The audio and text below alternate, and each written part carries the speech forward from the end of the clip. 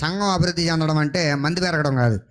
సంఘం అభివృద్ధి చెందడం అంటే 10 మంది 100, 100 మంది 50, 50 మంది 150, 10,000 మంది 1,00,000 మంది అయిపోవడం కాదు. సంఘములో సభ్యులందరూ ఎలా ఉన్నారో అవయవముల వలె ఉన్నారు. ఈ ప్రతి అవయవము కూడా తన పరిమాణము చెప్పిన తన పని ఖచ్చితంగా చేయాలి. ఆ చేసినప్పుడు సంఘం ఏమవుతుందంట? అభివృద్ధి అన్నాడు. శరీరమునకు ఎదుగుదల అప్పుడు కలుగుతుందని బైబిల్ చెప్తుంది. అబ్బాయి ఈ బైబిల్ బైబిల్ ఎప్పుడు చదవం మనం? సంఘ అభివృద్ధి అంటే ఏమనుకుంటామంటే ఎక్కువ మంది వచ్చేయడమే అదే అభివృద్ధి అనుకుంటాం. ఇక్కడ బైబిల్ ఏం చెప్తుందామా?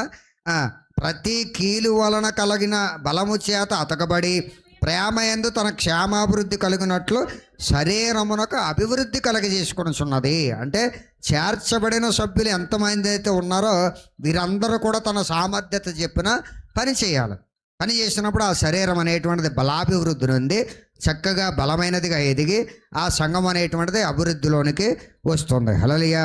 కాబట్టి అవయవ